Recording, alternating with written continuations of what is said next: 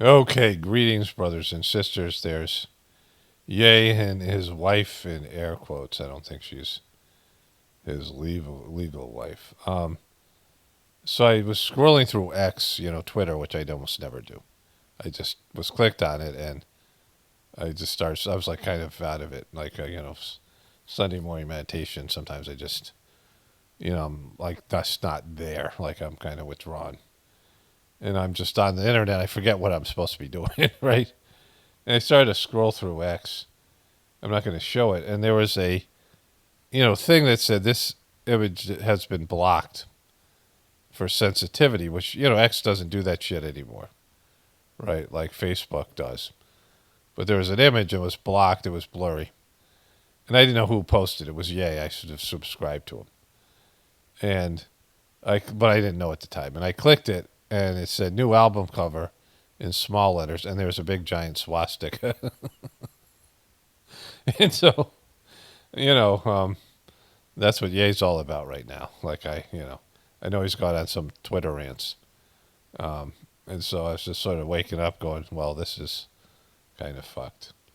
So for my last video, I focused mostly on this Chris Hayes guy and a little bit on Rachel Maddow, saying that they're now the resistance. They've taken on sort of the Alex Jones mentality, which is kind of hilarious in different ways. And, I made a whole video about that. I had all these other things I was going to show from. These are like different video clips that were a part of my recent videos, and I just, because of time and length of the video, things are warming up and I'm engaged in outdoor work, farm work. And, today's Sunday, March 16th. But I got a bunch of video clips to get to that, that are part of everything I've been covering. And, well, let's just get into them here. Okay. So let's start here. This video is called Amateur Hour at the White House. Ex-lawmaker knocks Trump's administration's handling of, and the title cuts off there. It's all of it. And so, I do this thing every year where a word comes to me like this is going to be the theme for the year. And the first ones were kind of obvious and easy. The year of the beast, the year of the ghoul, these things, right? The year of the dummy. I mean, every year could be year of the dummy, as many people pointed out, but every year could be year of the ghoul, year of the beast, right? But it's been pretty consistently spot on. Like I kind of started doing it more as a joke, and then, I don't think people really think much of it. I don't think people are like waiting for me to say what it's not like some big thing on the channel. But, last year was year of the amateur, and it turned out, of course, Kamala Harris was as amateurish as she could be. And of course, Trump is always an amateur in his way. But it was all the things, right? And when you have amateurs, you then have chaos. And I didn't plan it that way. But of course, that's what would happen. When you have amateurs doing a job, then chaos ensues because they don't know what the fuck they're doing, right? And so, the mainstream media always picks up on these things. But like they're, a year behind, and they're really 20 years behind, but, whatever. We are just 3 days away from the first funding deadline to avert a government shutdown during President Trump's second term, and everything is on the line for Speaker Mike Johnson. The House is expected to vote today on a bill crafted by Republicans that will fund the government for 6 months. This morning, Johnson urged Democrats to back the bill, but he insisted Republicans already have the votes. We'll have the votes. We're going to pass the CR. We can do it on our own. But what I'm saying is Democrats ought to do the responsible thing, follow their own advice in every previous scenario, and keep the government open. It's their choice. Joining us now, NBC's Julie Circuit on Capitol Hill. Julie, good morning. So with that razor-thin majority... Okay, so let's get to the amateur hour part. It's over here, so... Former Republican Congressman Carlos Curbelo from Florida and former Democratic Senator... What is his name? Former Republican Congressman Carlos Curbelo from Florida... Former Democratic Senator Heidi Heitkamp from North Dakota. She is the director of the University of Chicago's Institute of Politics. Carlos, I see that you're in D.C. today. How do things look for Speaker Johnson right behind you?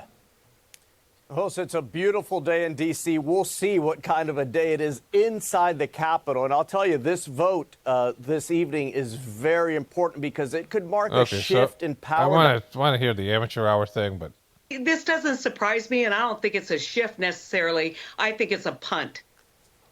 And Senator, so what is the responsibility? this thing's already happened. It's not news. How do you see it so far, Carlos? Age and investment growth in his first term, and it's set to do so again in his second term. Okay, so there's someone's going to say amateur hour at some point.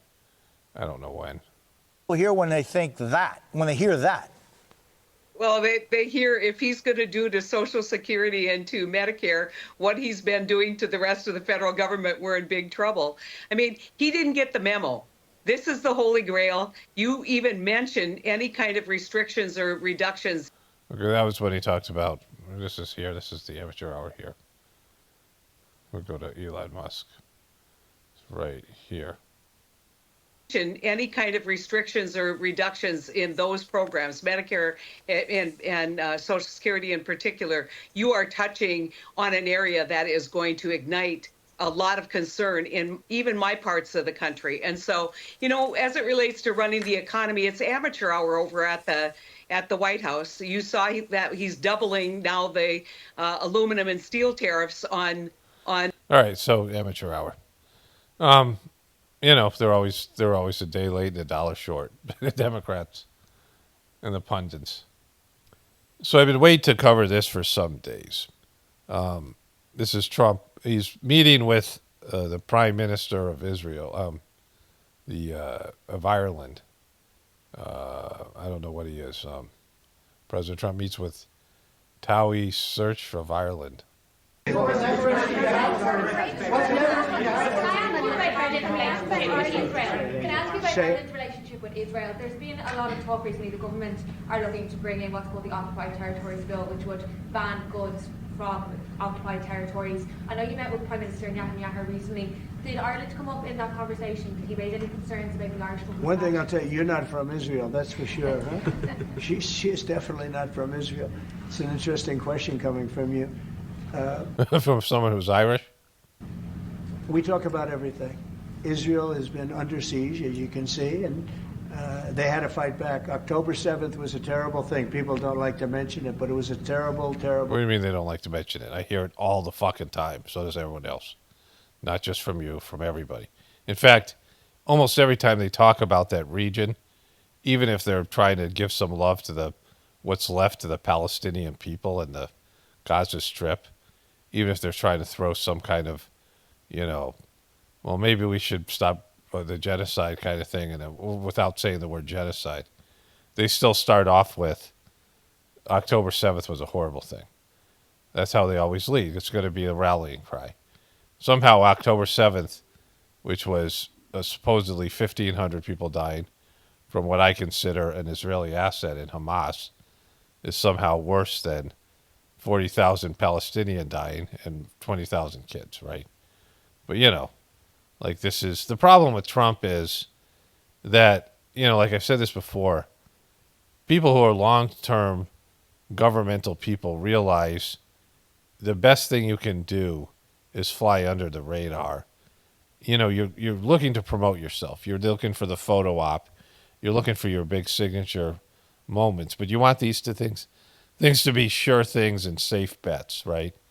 You don't want them to be, you try something that no one's tried before, and you make sure that everyone knows it's your idea, and it's a disaster, right? Like you do so, the government's so unstable, and there's so many ways that even a good idea can be warped and twisted and made to fail by the powers that be, even if something that's a no-brainer, and you try it, and people who are running the system or just American people reject it, and somebody spins against it, right, and makes it something that's good for American people sound horrible, right? Like, so, they're coming up with something like the death tax, right? So for most people, the estate tax doesn't apply because they don't have that much money.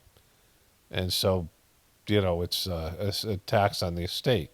Now, it would help the economy. It's not fair. It's just taxing rich people and making it so if you get rich, you can't leave your estate to kids. your kids like it's a horrible tax. But for most people, it doesn't affect them. But the term death tax was like, oh, they're going to tax you after you're dead, right? So, and that's how people understood it. And so, people, it killed, the estate tax, right? Under, whoever with Reagan, Carter, whoever that was that period of time. Calling it a death tax was just brilliant. But it might have been a good thing for America or the people, right? But they don't know because it's been, the spin about it, right? There's a way that they have of spinning things and turning them on their access and making people think that it's going to do the opposite of what it's supposed to do. And so you can be completely fucked over as a politician by putting yourself out on a limb, even for something that's a no-brainer and a good thing, because it's just how it's perceived. And they just want to keep on, getting their kickbacks and their corrupt bullshit. So they try not to do anything. They try to vote at the least amount as possible. They try to have no record at all to run against. They just, they go along and they don't do what Trump's doing. But Trump is just doing shit. And, some of it could be good, some of it could be bad, but it's all going to destabilize an unstable system, a system that's a card house, right? And Israel's a big part of that because, we're just turning over the farm and he's just giving everything to Israel. Day in the life of the world. And it's amazing the way people don't mention that, but it was, I've never seen anything like it. Those are other clips. You mean the big event that happened in 2001 wasn't like that at all? I've never seen anything like it. Get to see. As president, you get to see clips that you'd rather not see, but I see clips. I see these clips. You didn't see any clips of the Palestinian kids and what the the IDF is doing to them and the Israeli government's doing to them? You didn't see any of those clips? Terrible day for the world. And we're working hard with Israel. We're working hard to see if we can solve the problem. I will say I just saw 10 hostages and they were treated really badly. They were really treated badly. I was pretty shocked. Bad, those hostages. I asked them, was there any kindness shown? They were in there. One was in there for 500 days. One was 323 days. I said, was there any, 10 of them, I said, was there any kindness displayed? Like, did they ever, say, don't worry, you'll be okay? Or give you a little wink or give you, an extra... The Hamas guys give you a little wink and offer you one of the condoms that they're building with the bomb. They're building into bombs that America paid $60 million for, right? It's a bizarre question to ask. I mean, because, you're a hostage for 500 days. Did they show you any kindness? Were they kind at all? Did they say kindness? Did they ever give you some winks? I mean, he's just a tool. Like, did they ever, say, don't worry, you'll be okay? Or give you a little wink or give you, an extra slice of bread or something? And everybody said, all of these people said, zero. What do you mean? They were getting fucking bread in there? What kind of hostage thing were they running? They're giving them bread? It was hatred. It was pure hatred. So, I mean, that's a very deep-seated problem. Could you give the Taoiseach some advice? Ireland is in the midst of a housing crisis now, and I know you've a lot of Okay, let's experience as a businessman. How can the state build tens of thousands of houses at speed? You know why they have a housing crisis? Because they're doing so well. They can't produce houses fast enough. That's a good problem, not a bad. Okay, so let's go back to the question here. Let's see. Can I ask you about Ireland's relationship with Israel? There's been a lot of talk recently. The government are looking to bring in what's called the Occupied Territories Bill, which would ban goods from occupied territories. I know you met with Prime Minister Netanyahu recently. Did Ireland come up in that conversation? Did he raise any concerns about the Irish government? One thing I'll tell you, you're not from Israel, that's for sure. Okay, so they want to ban goods from Israel to stop them from, they want to do economic sanctions. So that's why he, said this thing. He's just so pro-Israel, this shill. He's so owned and handled by Israel and Netanyahu, the greatest friend Israel's ever had in the White House. So this is from 11 days ago. Senate applause breaks out when John Kennedy grills witness about anti-Semitism on college campuses. society perspective. How do we do this as a society to actually eradicate anti-Semitism? And I think that is the larger question, rather than isolated on the FBI. Okay, thank you. Thank you. Senator Kennedy. Thank you all for being here. Ms. Solomon, I want to be sure I understand your testimony. Did I understand you to testify that anti-Semitism is worse under the Trump administration? Senator, thank you for your question. You don't have to thank me. Okay. Your best thanks is to answer. Okay. Well, I'll tell you that anti-Semitism has been rising, especially since the 2017 but has the Trump Charlottesville administration attack. caused that? Is that your testimony? I wouldn't say the Trump administration has caused anti-Semitism. Has there been an increase since Trump has entered office? Yes. Do you see a causal connection there? Yes. Why? Trump has highlighted and platformed neo-Nazis and white supremacists. Okay. Mr. Are you serious? Like, he's given Israel everything. I can't see that far. Racklin. Mr. Racklin, I understood you to say that in answer to Senator Durbin's question, the spending reductions, reducing the federal budget would increase anti-Semitism. Isn't that what you said? No, I did not. I said that the constant threats to cut money to the Office for Civil Rights and the Department of Education prevents the federal government from adequately investigating anti-Semitism and other hate crimes on college campuses. So this is the direction that people are, concerned about. Like, it shows you how much Israel has a hold on America. Like, don't cut the budget because of, these things, right? Anti-Semitism and these other things. Like, just, like, there's lots of reasons not to cut the budget. There's a lot of programs that are going to suffer, lots of people, lots of demographics that are going to suffer, right? Because there's not going to be federal protection for those marginalized demographics that all are getting money, and there's just, to prevent hate crimes and to educate people, whatever it is, right? And so, which may or may not work. I mean, it's just, when there's division and poverty, when there's strife and people are worried about their own needs being met, they're going to break into groups and they're going to hate other groups, right? They're going to blame other groups. This is what happens when countries are on the down, when they start going down. This is where ethnic cleansing comes in, where a group will get together and blame some group, a minority group or whatever it is, for the problems that are happening. And there's a lot of blame and finger pointing that goes around, and it gets ugly. This is when you divide a country, and then the country suffers anyway from just natural, the collapse of an empire. You can't be on top forever. Like, every country goes through these periods of depression or, whatever it is, economic recession. And when that happens, people freak out and they blame immigrants or whoever it is, right? Whatever group it is. And now that's going to happen because people are, like, even less evolved, and they're more trigger happy, and they're more, they're more immature. It's just everything. Like, people have gotten worse, and Americans are particularly vulnerable to this. And Americans believe that everything is, and they're entitled to all these things they've been promised that aren't, going to be delivered on. And so it's going to be a lot of blame and finger pointing. And there's going to be some groups that suffer worse than others. You think one way to stop anti-Semitism is to give people more money? Is that right? I think one of the ways is to actually fund people that are actually designed to investigate anti-Semitism on college campuses. What's there to investigate? We see it. We saw it. Did you watch television? Did you see what happened at Columbia? It was horrible, that Columbia thing. Absolutely. Yeah.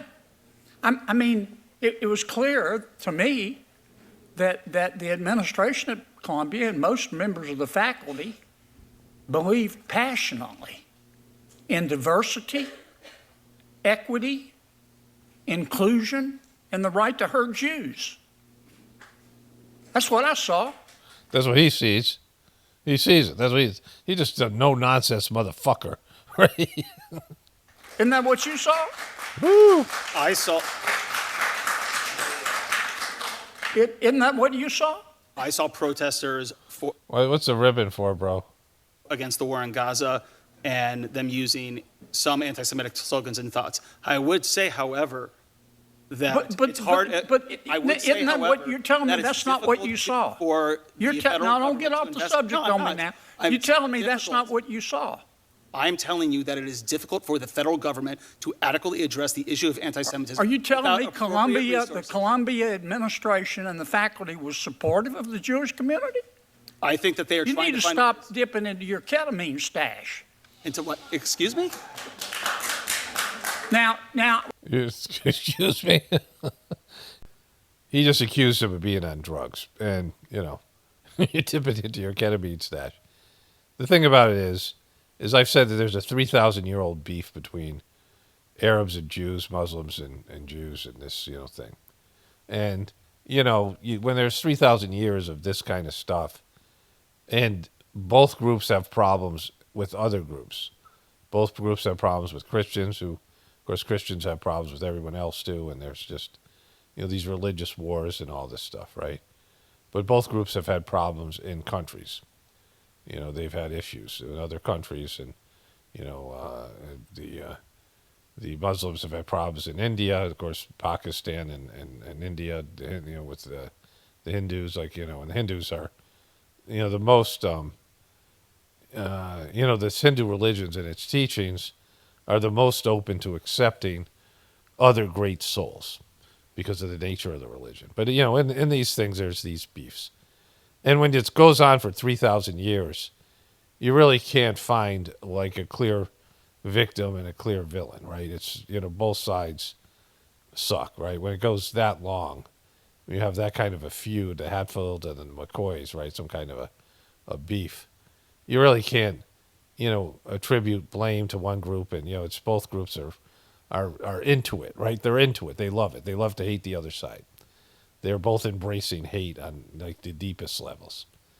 But in terms of what's going on in the Palestinian region and the Gaza Strip, is you have a country, that's not a country, and a people that's not a people, who have no army and have nothing, and they're being pushed out of their, with their homes and everything else in the most egregious way. And America's supporting it, based in the things that were done to America with sinking of the USS Liberty and some of these other things, because Israel has money and lobbyists and people in positions of power in the government and the media and these things. So it's not fair. You're backing the bully. Like, there's clear bully here, because when one country's getting bullied and has no army and no backing and no standing, they are the epitome of a disenfranchised group, and they're getting bullied. And though they can throw rocks and whatever, but they have nothing else, right? And there's a land grab going on, which most people understand that, have any kind of awareness. So, they're just lying. They're just blatantly lying about this. And it's, kind of egregious. If we're going to solve this problem, we need to talk about it. And it wasn't just at Columbia. It was at Berkeley. You're going to talk about how they're wrong and you're right because you've been paid off by the Israeli lobby. I mean, this guy's a real piece of shit. He's got his old kind of Matlock, his own country charm. He's smart and cunning, and he has ways of framing things in a common sense, cut through the bullshit kind of Christian way. Berkeley. It was at UCLA. It was at Barnard. And Columbia has a history of discriminating against Jewish people. They used to refuse to let Jewish students come to their university. When's that? When was that? Like in the 1940s? Like, they're not the same university. There's nothing to do. Like, when was that? Like, be honest, like, how long ago was that, right? But did they let blacks in there, too, back then, right? So, like, what were the other universities doing at that time? You go back at any of these universities, they're all racist and anti-Semitic. In the history, that America was. America was racist and anti-Semitic in the the beginning of, it still is, but there's, it was totally different, segregated, right? Like back in the, 50s, 60s, whatever. And so, these country clubs, the South, like he's coming from the South. Now, you can try to bubble wrap this, but that's what I saw. If you want to stop a lot of the anti-Semitism, maybe we need to stop teaching kids to be anti-Semitic. Sir, I would relish that opportunity. Let me ask you a question, Ms. All right, so this is bullshit thing. We'd understand it. So there's a part of the truth community, or part of being a truther, where there's a desperation to be sort of validated by a celebrity or a mainstream politician or anybody, right? Like there's this element of being an outcast. You know, it's a group of self-selected outcasts. And I've seen this over and over again, that somebody who's a part of the beast becomes a truther, and the truthers just fawn all over them. You know, it's usually a fake truther, like Donald Trump flirted with the truth community. You know, they're using the truth community. They've realized that this is a demographic, and to their credit, I mean, I guess that's one step above the people who want to dismiss anybody who's, you know, who's talking about anything that's outside the mainstream media, right? And so, you know, there's malinformation, which Joe Rogan said, which I had never heard before, that he was told that malinformation was truthful information that they don't want you to hear. And so that's the reason why they don't want to acknowledge the truth community, for good reason. I've said this before, if you wake everybody up, the system collapses. You can't wake everybody up and retain the system. You have to have sheeple. You have to have people buy into the system, and you have to have truthers realize the system is fucked, but still go along with it. Otherwise, the system would collapse.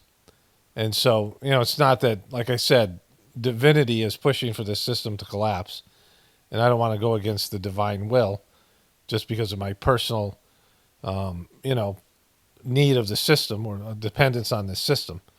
But, you know, I mean, it's pretty scary to think about life without the system, right? And, you know, there's all these things. But this guy is weird as fuck, and he's not a truther. Now, he's opened up some freedom of speech on X, on Twitter, and so that's been good, you know, and that helps push a whole movement that helped all of us. Like Elon has helped us, right? There's things that he's done that's helped us. You know, I tried his Space Link or Skylink or whatever the fuck it's called, and it sucks. And if it was good, I'd tell you how good it was, right? And so if something's good that somebody does, and, you know, acknowledging some of the truther narratives and things, but he's a right-wing truther, which is the worst kind because it's not being a truther at all. You know, it's being a Republican and a truther, and that's just bad on every level. I sure got something, if I hope I can find it, from John Stewart that I saw last night. I want to find the interview he did with Psaki. Hopefully I'll do that next. But this guy's weird as fuck. He's not your savior. Neither is Trump. And that's the problem with this. You know, they're embracing some of the truther narratives, but he's already stated that we're on the verge of bankruptcy, but we're already bankrupt. So he's using the word bankruptcy as a way like, I can save you from bankruptcy, and he can't. And that's a lie, right? And Trump is saying, no, I can save you from World War III, and he can't. You know, these things are all inevitable because they've already happened, because the system is a demonic system that has got to be excised out like a cancer on this planet, a cancer on humanity, and it's going to be painful, and it's going to be necessary. And so they're not real truthers, they're opportunists, and weird ones at that.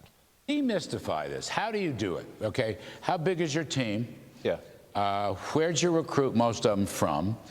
And what is it that makes you choose, you know, the Treasury or Social Security or USAID? How does it work? Let the public know, please. You see, again, Social Security is something like that that lady was saying you can't say anything about, right?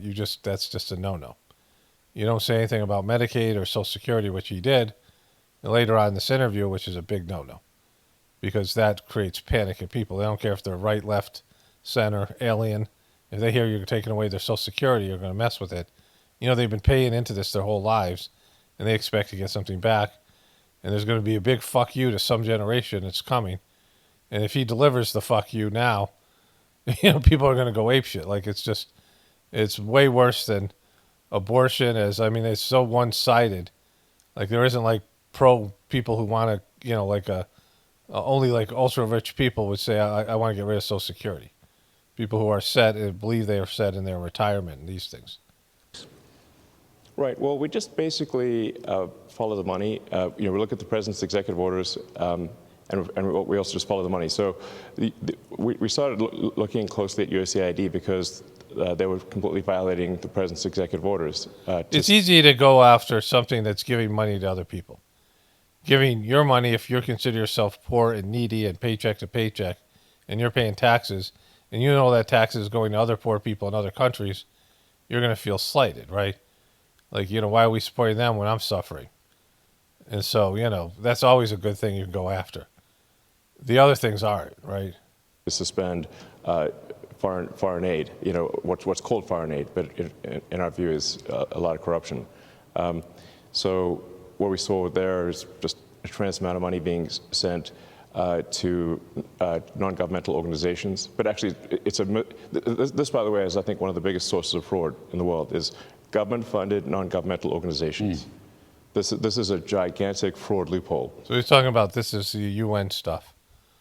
The UN, these are NGOs, right? Non-governmental organizations. Where the government can give money to an NGO, and then that there are no controls over that NGO. So they've given billions of dollars, in fact, we estimate tens of billions of dollars to NGOs that are essentially scams. Mm-hmm. By the way, so that's all the stuff with the UN. There's no oversight, and anybody can be an NGO. In India, there was an NGO for every 400 people, and there's 1.4 billion people. Now it's like 700 people. But there's NGOs all over the place. They want it. But NGOs oftentimes don't get funded, and oftentimes NGOs are good organizations that are grassroots, right? And they just happen to also be an NGO. And the UN, is just uses these organizations to push their own propaganda. But he's just so untrustworthy. It's not that he's just, he's somebody who's like a Bill Gates. He's not really a heart-based person. He's not a loving person. And neither is Trump. Maybe Trump a little bit more so. There's some love in him. I mean, he's a narcissist. But, people who are not loving in nature aren't helpful. You can't have love and you can't have compassion and empathy without love, right? And so they don't have compassion or empathy for other people. They use other people. And, somebody who's really smart and driven for success and driven for their goals uses people. These people who are driven for some sort of, for greatness, they use other people to facilitate their success, right?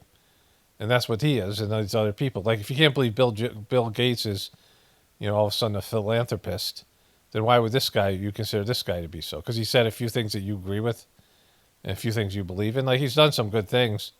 There's some positive things that he's done, but some of the things aren't so positive.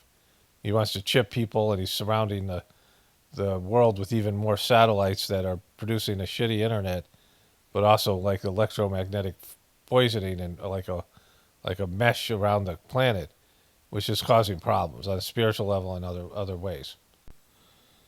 Okay, so this is Jen Psaki, and she is being interviewed by Jon Stewart.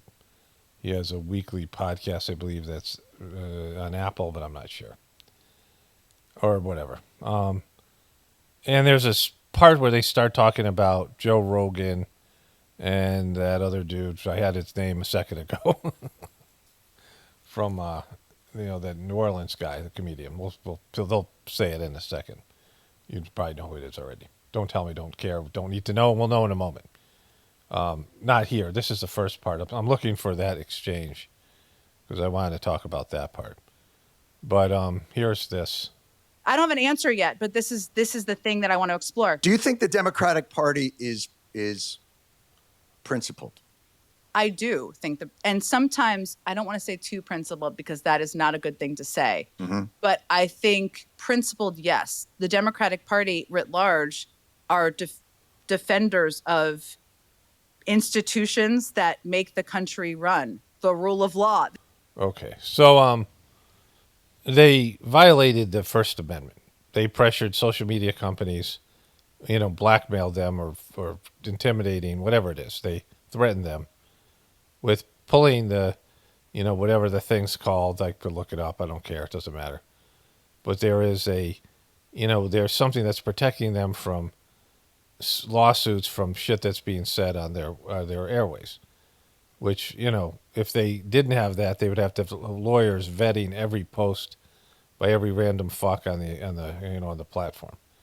And so they said without this, without this whatever it is, title something or other, they can't run. And Biden trying to take it away if they didn't censor for his political benefit. And it wasn't Biden, it was his team. And they were intimidating. And Mark Zuckerberg talked about this at length with the Joe Rogan interview. Because they've all opened up since Biden's gone. I mean, this was the worst period of time of censorship on the internet and social media. And she's a fucking part of that. So fuck you for saying that. But more importantly, they had a guy who clearly couldn't run the country. And, it's just been dismissed that we had this, because now Trump's being full Trump and Kamala did her disastrous thing.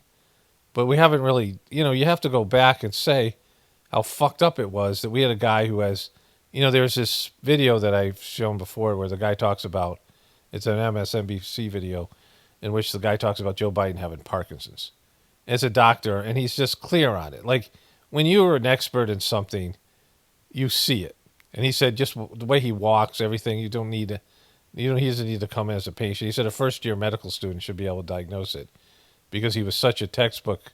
He was displaying all the symptoms by his gait, the way he walked, the way he turned sideways of someone who has Parkinson's, which is including dementia in this mental breakdown. This guy was a Democrat, and he said it should be easy for anybody who has any knowledge of how to diagnose Parkinson's to diagnose Joe Biden without multiple tests. And he had it when he was running in 2019. He probably had it at the end of his vice presidency, and maybe it was even known that he had it. And so he retired. He tried to run with, against Hillary Clinton, and they CNN and other people, Jon Stewart, all did hit pieces on him being a groper and these things. All the weird shit he did and him being a gaff magnet. So snoozler, sniffing hair, all that weird shit that he was doing, that frottage stuff. So he's an immoral piece of shit. And for her to say the Democratic Party is principled for forcing that guy on us, American people, and rigging whatever they did with COVID, making a deal with the fucking neocons who were the worst warmongers and maybe the worst warmongers in recent American history, like my lifetime. And so, it's, and they were Republicans, neoconservatives. And so for her to say they're principled, Jesus Christ, I mean, how is that even being allowed? This is part of the problem, right? Right. They are believers in the separation of government. Here's where we're getting into it. So I think other people would say that's a veneer. And that what Donald Trump is doing is he's actually explicitly exposing the dark heart of how the world actually works. Sort of that idea of, hey, man, it's corrupt. And I know how to run a corrupt system of quid pro quo. I mean, look, this is the final boss battle in some ways of Citizens United, where they're basically saying money talks, bullshit walks, and that's how things are done. I mean, they're making it so that United States companies can't get in trouble for bribing foreign leaders. When he said that he was draining the swamp, right? I understood that as, or I understand that phrase as, we are going to crack down on corruption. I think what he's saying is, that's not how the world works. So I am going to exploit corruption because we're the biggest bullies on the planet. And it's time that we swing our thing and make that happen and say things. Watch her face when he says swing our thing. It's a great moment. So I am going to exploit corruption because we're the biggest bullies on the planet, and it's time that we swing our thing and make that happen and say things like, hey, Canada. I mean, why are you going? Why Canada? But is he basically exposing how the world and how business actually works? First of all, now I'm going to keep thinking about Donald Trump swinging his thing, which Please is a don't phrase do that. you just. dropping the science there. Apologize for You that. just used. It was, but, it was a Teddy it was in the riff. Roosevelt It was in the riff. big stick thing, and I fucked I it all got up. it. All right. Okay, I think what it is exposing is how he thinks the world should work, right? And Okay, so like just what John Stewart said there, I mean, it's giving Trump more credit that he should deserves. But the world is corrupt. This is what I always say. There are conspiracies. The problem is if you expose all those conspiracies or people realize how conspiratorial the world is, you can't play those fucking up with people. USA, America's great. The world is great. Like if you pull the veneer back, you pull the curtain back, then everything is like, oh my God, people are horrible. I mean, that's what we have to deal with as truthers, as real truthers. Oh my God, it's way worse than I thought. People fucking suck. The things that people do to each other, do to the planet, do to themselves. I mean, it's an abomination. And then, like, you could either get depressed or angry or, all those things hateful. But at the bottom line, you realize we got to stop. Like, we're the problem. Like, we're the fucking problem. Like, we're right now the problem. It isn't like there's just a bunch of good people and a lot of bad people. Even the good people, they're only good because they refuse to look at and acknowledge the ugliness and the perversion of what's going on. So they're only good because they don't, they can live a life where they don't have they can live their life and be good, and they have, enough money, enough resources, enough love in their life, enough people to be good people and be protected from the abyss and the shitty system, the darkness and the criminality that's propping up their financial lives. And, if you are totally dependent on God, then you could be one of those people where you go do godly work and you just, you're only thinking about God and you're, really devotional. Well, then you could be one of those people because you're actually making the world a better place and God is working through you and you're not dependent on the beast, but you just, whatever you get comes from God. And if it's money and if it's a good position, it's fame, then you can do that. There are people like that, right? Someone like Steph Curry maybe, or someone, people like that. Famous people are successful. I mean, that's just based on what I know about him. People like, what they say about him, he may or may not be like that, right? But people who are able to, and they're religious, they don't have to be spiritual, but a little bit of spirituality, and they can just, if they're living material lives, but they actually do focus on God, they're materialistic in their nature of their work and what they're focused on, but there's a deep belief in God. Whether it's just even religious, even if they're just doing a religion and not spirituality, then they can be a little bit, it's whatever, they're not answerable to me or you or anybody else, and nobody is. But in terms of their own relationships and their own, they're depending on the master that is God and not the master that is the beast, right? But everybody who loves this system and is benefiting from it, and you're in the upper echelon, and you can just, close your eyes because you don't have homeless people walking around your cul-de-sac, and you don't have, you're driving through these areas and you see these things, and maybe you feel bad for them, maybe you have some compassion, but you don't realize that it's the system itself that is twisted and twisting people into these egotistical demons. And so, there's that element of the beast, and that's why I call it the beast. And once you know about it, it kind of sucks because it's like, oh, there's no fixing it. Like, it's just wrecked. And when you have someone like Jen Psaki and these people, I mean, I don't know how honest she's being. Her job is to lie. But they all have to kind of believe shit like the Democratic Party. I think she actually believes the Democratic Party, just like Trumpers believe that Trump is going to solve things and that they're the solution because they couldn't do their job otherwise. Like whether they're privy to inside information, they're going to start, just reorganizing that information. Or let's say they're like working for the CIA and they're doing a covert operation. At some point, they have to buy into their role.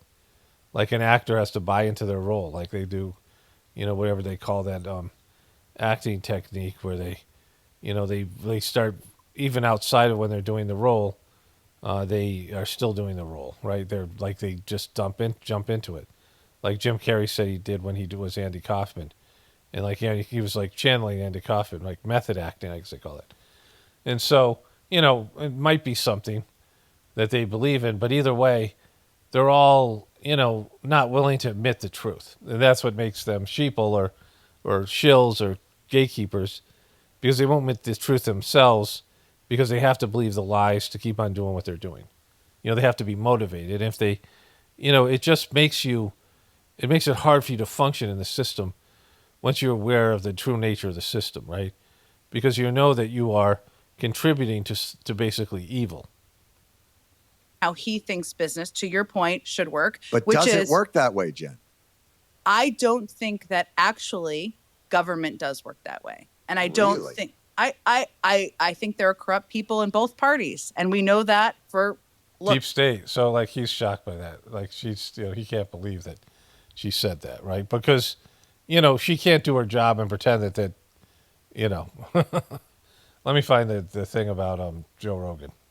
Okay, so I think I have the Joe Rogan part here. He starts by shitting on Joe Scarborough. I think it's coming up here. The direction, right?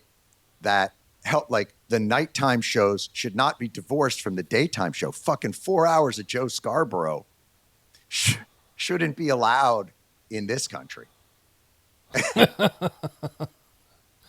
she's on MSNBC, so. And then like Rachel Maddow, like it's schizophrenic at times. Like, yeah, I do think there should be some semblance of an idea that, look, they're kicking progressive ass right now. And if progressives don't organize their media, their think tanks and all that, it's going to continue to happen. It's chaos. Well, I will say it's a chaos, John.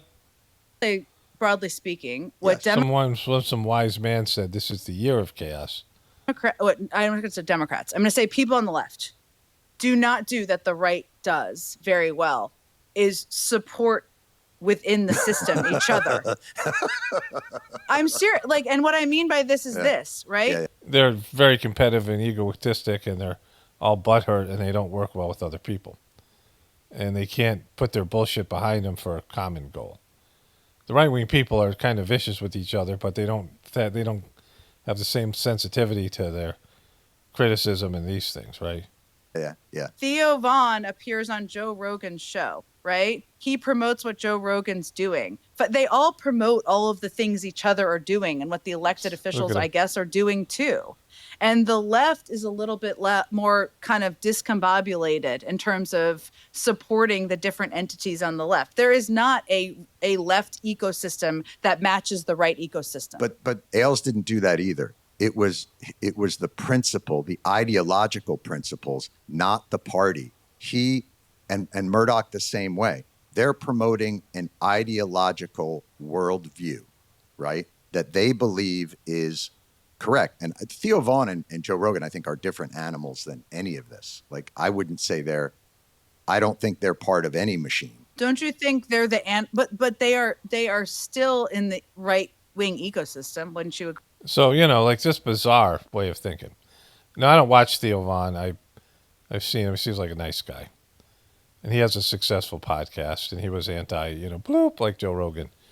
But, Joe Rogan, they're not truthers. But they, I don't want to say they're not truthers, because it's a wide scope of people who don't believe in the official story, who are all truthers, right? In the sense that you now know that the government and the media lies to you. And so when you accept that, and it's hard to call right-wing people truthers because that's part of their ideology as right-wing in their binary left-right paradigm. The right-wing, extreme right-wing of their party and the extreme right-wing of the left have always doubted the official story, the media, and the government. So the people who are woke on the left and people who are QBs and right-wing people on the right, they always believed that it's part of their worldview within the bandwidth that the government lies to you, right? And what I'm talking about is people who, it's just a little bit more than that. It has to be more than, something that you grew up with, being indoctrinated with your own family or whatever it is, saying that the government lies or the government can't be trusted and media can't be trusted. There's something beyond that as truthers where your consciousness is more than that, because it's not just, like it has to be, the idea has to spread across things that you think are are valid and they're not. The parts of the beast that you think are kosher or good, or that you believe in because of your family and your upbringing, you have to start seeing those things as also being lies, right? As also being part of the whole beast. But anybody who does that, and that's kind of a wide group of people who are able to see that it's the, kind of the whole beast. I mean, there's different levels to anything. But, they can be considered truthers. And Joe Rogan and Theo Von dabble in it, just like all these people dabble in their own theories and their own things. And, it's okay. It's not stuff I would necessarily watch. Joe Rogan does good interviews, interesting conversations. I would watch him for the truther stuff because he's, remedial in his truther beliefs, but his other stuff is, pretty good. Like he's good at those things. He has funny people on. Sometimes it's funny to watch. Whenever my wife are going on long trips, we'll look at various podcasts, and once in a while we find one that's a good one. But she's so far away from that, where everyone either has to be left or right.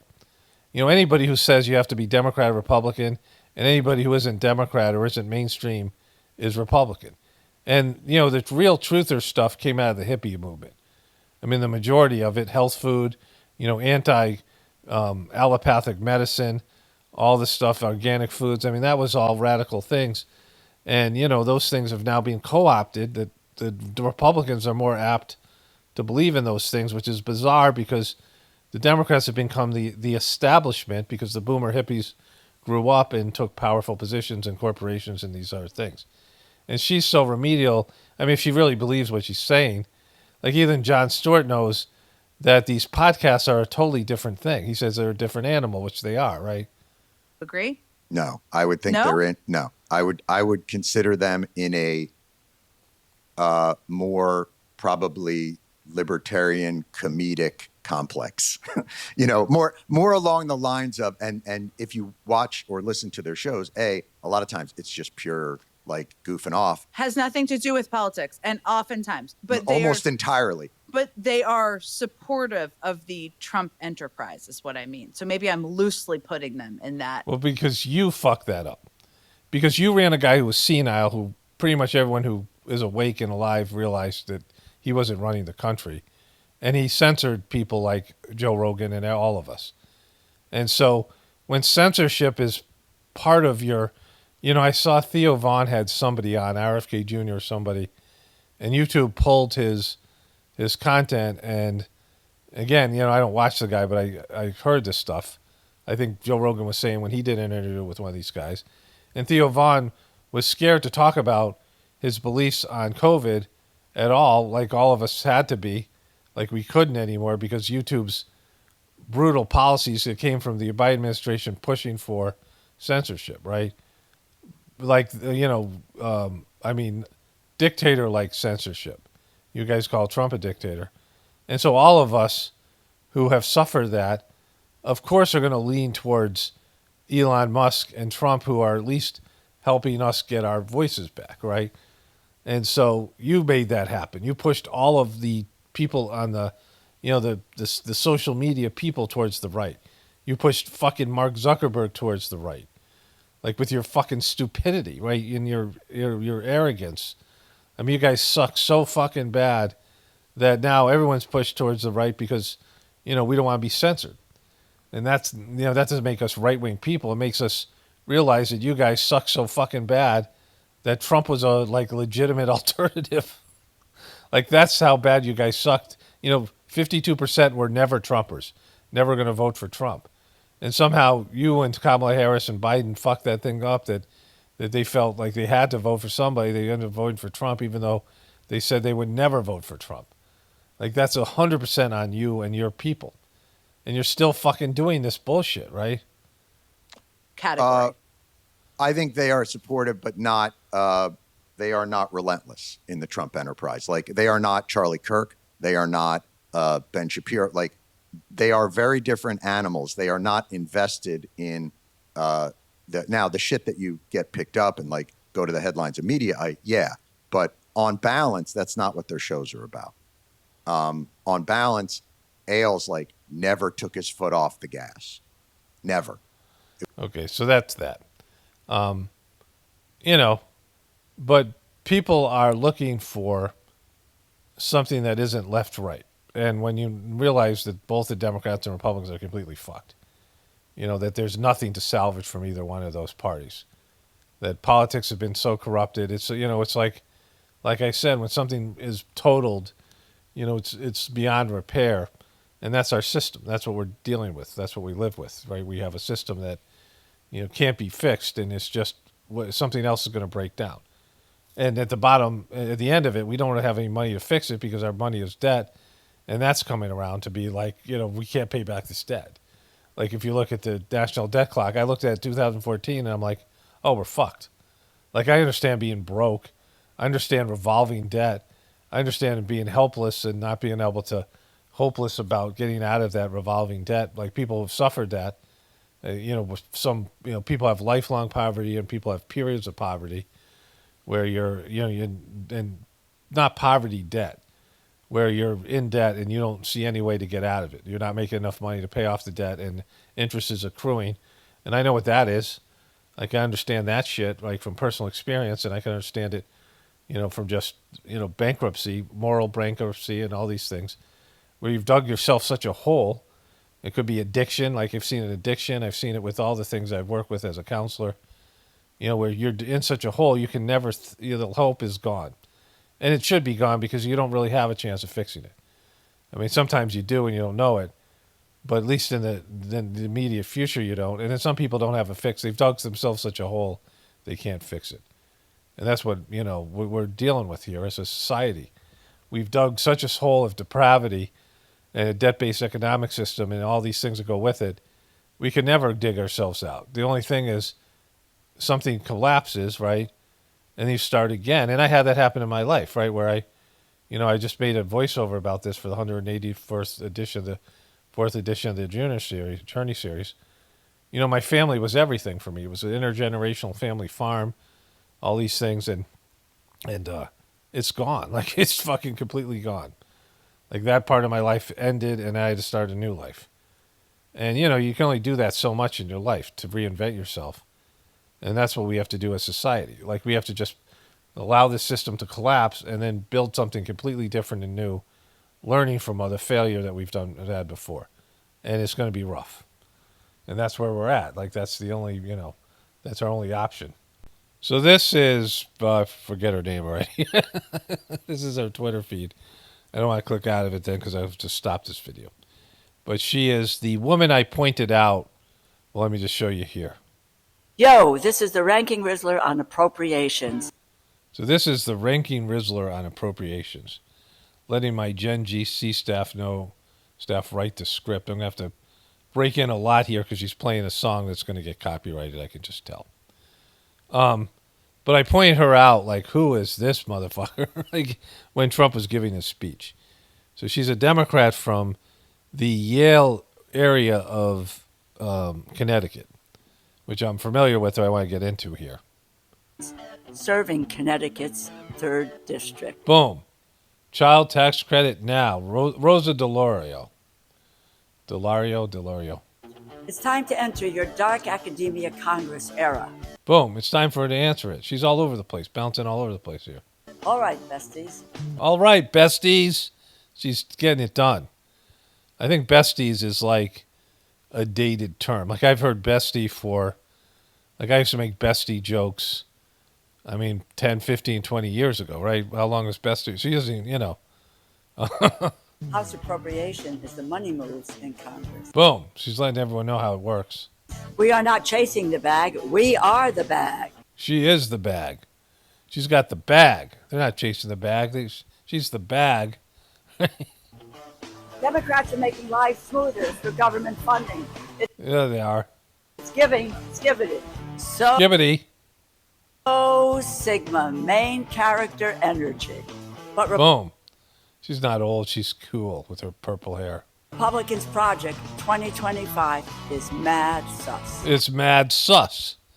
It's mad sus. Eliminating the Department of Education?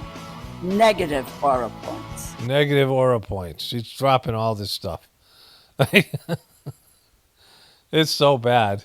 Basically, the biggest phantom tax on the environment, on your education, and your rights. Big L posting... Big L. It online, buddy. Yeah, buddy. Democrats understood the assignment, but go off. What? She must be like in her 70s or 80s. See how I keep you informed? Very cutesy, very demure. Boom. All right, that was horrific. That was really bad. Okay, so this is the Fairfield County, Bridgeport area.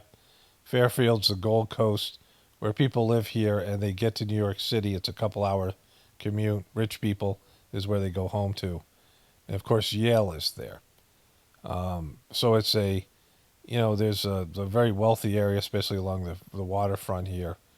And it's, New York money and just, hyper-liberal. And it's where a lot of that shit went down. That one big event that happened at a school, remember that stuff, had Yale connections. And here's Yale writing about Delorio Court's youth support as ranking rizzler on appropriations.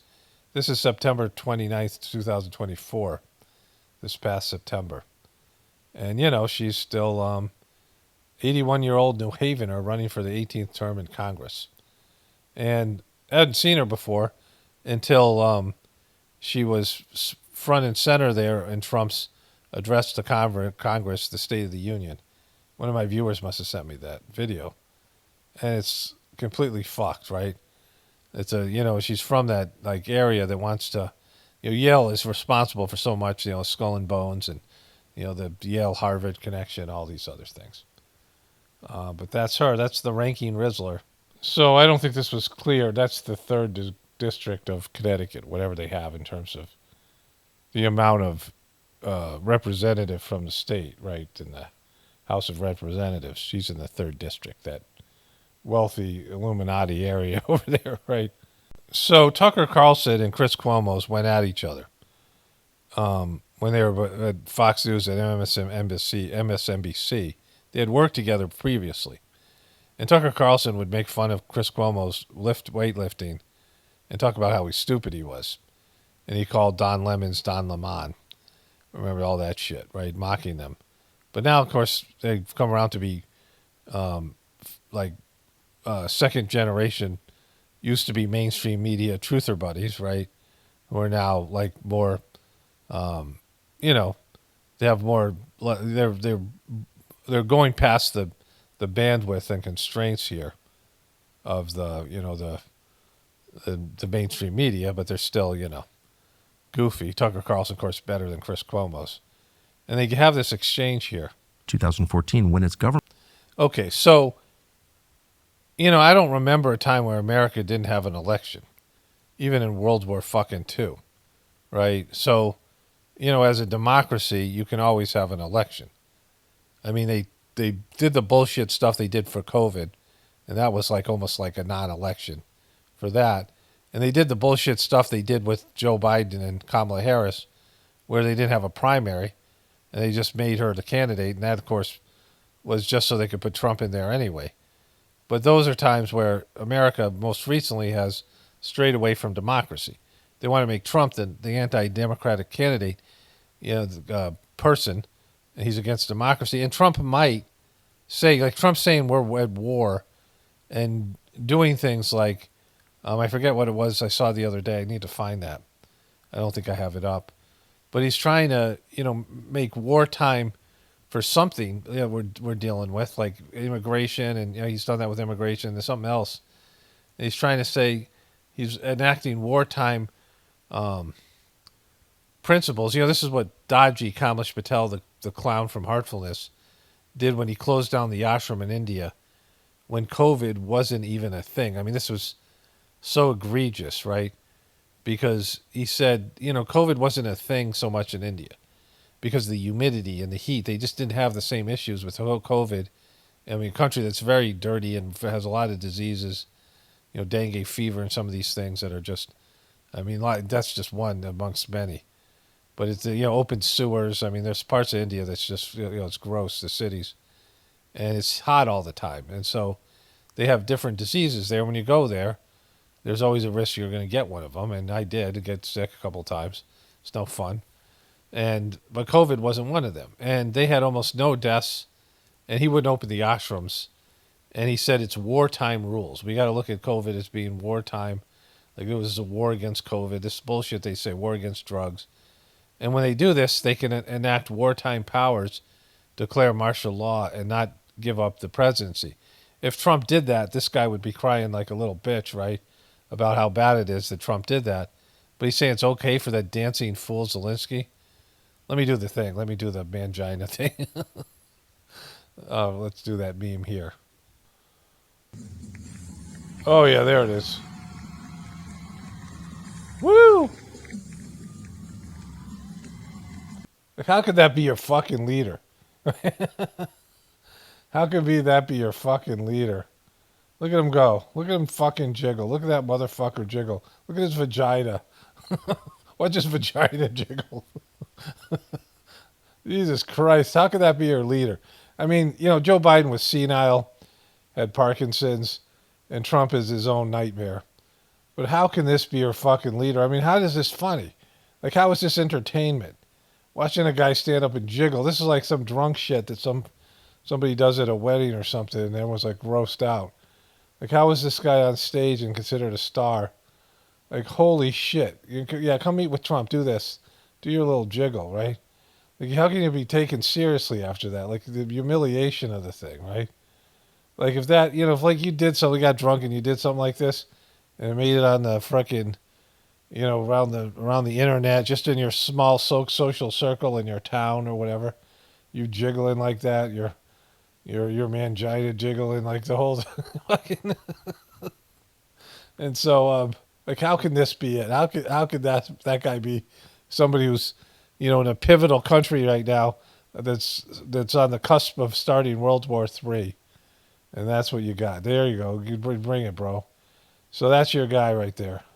Because they're in the midst of an active conflict. It's not a time for transition of power. Okay, but I don't know why we make excuses for dictatorship. It's not a dictatorship. Of course it is. Any unelected leader who has the power... He was elected. He was elected. Actually, he has a presidential term. Right. If Joe Biden just said, you know what, we're in a conflict right now, I can't have elections, I'm canceling the election, or if Donald Trump... But there's a constitutional provision for this. Okay. He could have an election whenever he wanted. He could have an election right now. No one doubts that, actually. And his opponent was calling for that before he was just shut down by the Ukrainian intel services a week ago. So this is where Chris Cuomo is such a douche. Like, it's obvious that Zelensky's doing some shady shit. He isn't this good fucking guy that we were told he was. He's a piece of shit. He's obviously handled, and they're running money through him, right? There's like a money issue here. RFK Jr. said it was all going through BlackRock. I don't know, you know, whatever. I mean, that's more believable than the official story, certainly. I mean, just RFK Jr. and his relationship with Trump. But, you know, like, this is not a kosher thing, right? Second times I use the word kosher. There's no authority. He doesn't have democratic authority over his country. What he has is a lot of Hamas in Gaza. Fact. And again, you know, this whole bullshit thing. And a lot of other groups. You know, the bullshit, you know, Israel stuff. You know, it's like where they can call bullshit on Ukraine, but they can't call bullshit on Israel. They can call bullshit on Zelensky, but not on Netanyahu. This is where they suck. Like these guys like Tucker Carlson, maybe Joe Rogan, I don't know. He doesn't have as strong positions as Tucker Carlson. He's not carrying as much water for the right wing. But, you know, they just won't go there. Like, you know, it's the whole thing's fucked. But once they say that, then the whole thing's fucked, right? Like, you can't unfuck it, right? This is like where Chris Cuomo's just such a douche. You know, because he put out bullshit disinformation quite regularly without fact-checking it and just doing what he's told by his CNN handlers and the Democrats and left wing and all that shit. And now he's like, you know, oh, I don't think they would do that. I don't think that's a fact. You know, well, if Tucker Carlson's telling the truth, Zelensky's taken weapons that were given to him that you fucking paid for, and he sold them to groups that are considered American enemies by the mainstream people. And so if they had criminals like drug cartels. So if he's selling these weapons and they're ending up in these hands of truck, what he's saying is true, it's you're getting fucked twice. And by Zelensky and then the Democrats and the Republicans who voted for these wars and all those motherfuckers who put up Ukrainian flags on their mailboxes and bullshit. like that weird shit that happened. Democrats pushing for war. I mean, everything's ass backwards. Democrats are the establishment now. They're the ones pushing for war. They're the ones trying to tamp down. They're the ones who go after whistleblowers. Obama went after more whistleblowers than any other president. Like, they're the opposite of what they were supposed to be and what they were in the 60s. They're ass backwards. Republicans are embracing health food and some of these other things, right, that were typically Democratic, policies. It's so fucked out right now. What we grew up as Republicans and Democrats, everything is flip-flopped. It's inverted. Believe that you think that. What I'm saying is... think that. I know it. I'm saying that, well, you know that they say it. You don't know whether they did. And I'll tell you why I'm suspicious. Because... Okay, so anyways, these two morons. But, I mean, that's fucked. Like, if that actually happened, I mean, why wouldn't it? Like, it's not the most fucked thing, right? But it's pretty fucked. Okay, so this was from, I don't know, 3-4 days ago. Meant to cover this when it was kind of messed up here. There's some news breaking this hour we want to tell you about. Department of Education employees have been told today to vacate the building for security reasons starting at 6 p.m. this evening. That's according to a memo sent to all employees. The memo did not state what the security reason was that required employees to vacate at 6 p.m. today. The employees were told to take their laptops home with them. According to the memo, the building will reopen on Thursday. It comes as the Department of Education is already reckoning with large-scale cuts from Elon Musk. Donald Trump has also threatened to shutter the agency entirely. So, the government's corrupt. We all know that. And they're all freaking, and Donald Trump and Elon Musk are totally corrupt. And they've both benefited from governmental funding. They have both received large sums of money from the government, for years, like back when they were businessmen. And they benefited from governmental programs like this, getting contracts from the government, right? Whatever it is, getting, money for his company, Elon Musk, for Tesla and things like that, and Starlink, getting governmental money for what he's doing. And Trump getting contracts as a builder and these other things. They've both benefited from this, the corruption on the federal government and the state government level. They all, do these things. So they're not against it. They just want to stop other people, the Democrats, from getting their, money, right, or whatever it is. And that's vice versa. But all in that, there are, reasons why you don't get rid of these governmental programs. And the number one reason is, aside from the system being so fragile, is that even if you did all that, it's not going to solve the debt-based problem. Because you have, when Elon Musk, and I showed those two clips, let me show those two memes right here, with Trump talking about we're on the verge of World War III with Zelensky, and Elon Musk saying that we are, we're close to being bankrupt. You're gambling with the lives of millions of people. You're gambling with World War III. You're gambling with World War III. The overall goal here with the Doge team is to help address the enormous deficit. We simply cannot sustain, as a country, $2 trillion deficits. The interest rates, just the interest on the national debt, now exceeds the Defense Department spending.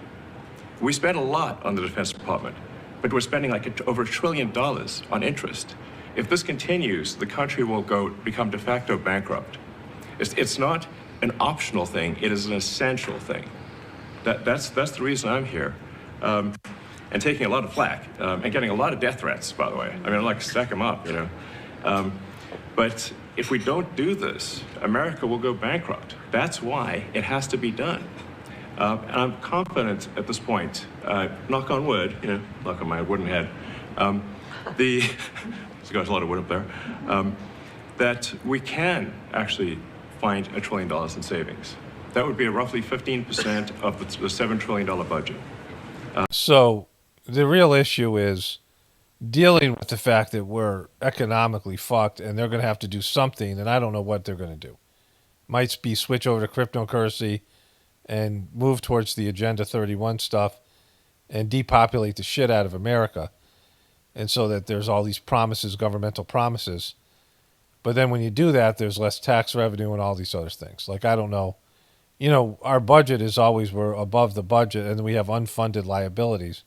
And I show you this guy. I show you this all the time on the debt-based clock, and that they have to deal with it at some point. That the country's on the verge. I mean, we're past bankrupt, and the world economy is past bankrupt. But you can't get rid of the debt because that's what wealth is, and we're trading debt back and forth, and all of it, and the depopulation issue, and the food issues, and the energy issues, and all these things. We're at the cusp of like complete disaster of a system that's a card house that's being taken down, right?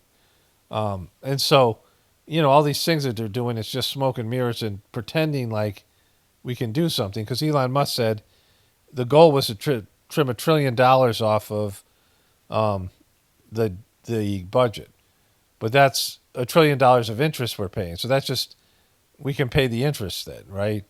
On the national debt, we're not going to pay the interest. That $1 trillion is going to go to something else. But we're accruing $2 trillion of debt each year, and then another $1 trillion of interest. So $3 trillion of debt each year that are added to the national debt clock. And the most they could trim out on a one-time, cut everything, do a garage sale, everything must go, going out of business sale. And most we could trim out is $1 trillion one time. And so that means that this country's completely fucked economically.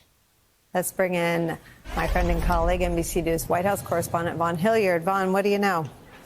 There's a lot to track agency to agency, department to department right now, Nicole. It's frankly kind of difficult here, but I know at this point in time that there have been workforce reductions planned across departments and agencies beyond just the probationary employees. Okay, so there's that. We know about what's happening there. Then this happened.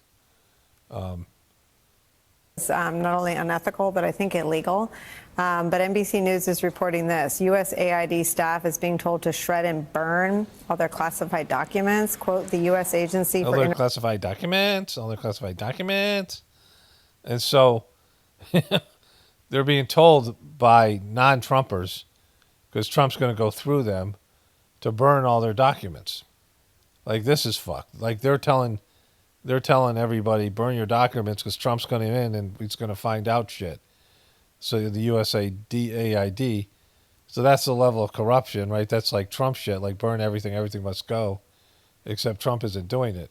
International Development is instructing its staff in Washington to shred and burn documents, according to an email obtained by NBC News. The document destruction was set to take place Tuesday, according to an email from Erica Carr, the agency's acting executive secretary. Quote, shred as many documents first and reserve the burn bags for when the shredder becomes unavailable or needs a break, Carr wrote. That's a great quote. I worked when in your shredder's overheating, would go use the burn bags. Government for almost a decade. I've never heard of so much shredding being required that you would know ahead of time that, quote, the shredder would become unavailable or need a break. What is that about? Right. I actually this morning got a message from somebody who left USAID earlier this year and passed along this email to me. And my response is naturally, is this standard operating procedure? And this individual said no, that they had never heard about burning or shredding of federal records at USAID. But then again, this individual told me they've never heard of the entire agency being gutted and their headquarters at the Ronald Reagan building being shut down. When are documents, burned by the State Department or USAID? Typically at an embassy when it is about to be overtaken. Yeah, like that's burn everything. And so that's that's where we're at, right? Burn everything because the shredder is overheating. So just a quick thing from the Hammer guy. In his obliviousness, he just went on vacation on Friday.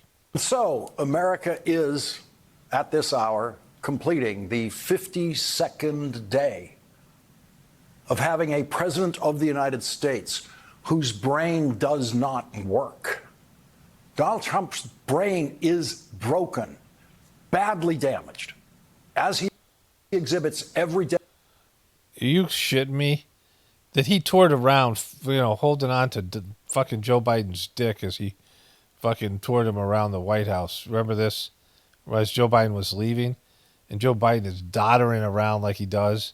And this guy's like, Mr. President, this, Mr. President, and gazing at him with like with what's the thing, like he's reverence, gazing him like, oh my God, like fanboying over Joe Biden.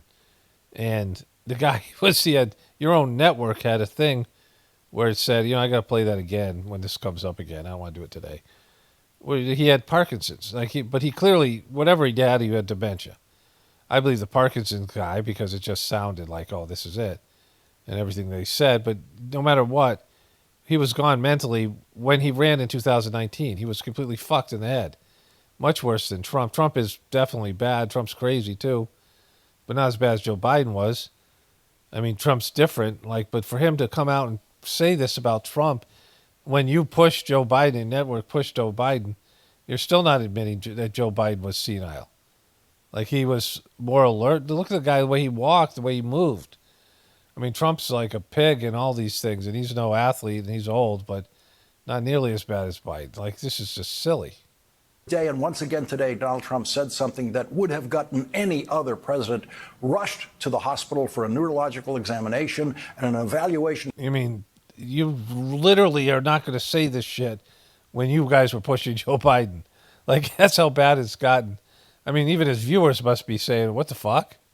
For dementia, for starters. That's where they would have begun. Wait, go back to this is a shit on that. That would have gotten any other president rushed to the hospital for a neurological examination and an evaluation for dementia, for starters. That's where they would have begun. Okay, so they would have done that with Joe Biden multiple times. I mean, come on, after that fucking debate. Like, Trump outperformed him in a debate, and Joe Biden was clearly the one with dementia, and now you're pushing this. I mean, they've done this before. Maureen Joe was doing it while Trump was president, and then when Biden was president, they were saying Donald Trump was the one with dementia. It's fucked up. And I'm not saying Donald Trump doesn't, because I'm sure he does have, cognitive issues because of all of it. He's lived a gross life and he's old, but not nearly as bad as Joe Biden. It was a vile anti-Semitic outburst by the man who once said this after he saw a black accountant working at one of his failed casinos. Quote, "Black guys counting my money. I hate it. The only kind of people I want counting my money are short guys that wear yarmulkes every day. Those are the kind of people I want counting my money. No one else." Count the money. John R. O'Donnell. That is how the anti-Semitic president of the United States sees Jewish men. Little short men who wear yarmulkes every day. That's Donald Trump. That's Trump. Trump wants those Jewish guys counting his money. Donald Trump spewed this demented poison today. What the poison we will get to. It came out of him in response to this question. Are you planning to lower corporate taxes to match Ireland's? Well, we are planning to lower taxes, yeah, if the Democrats behave, but the Democrats have no clue.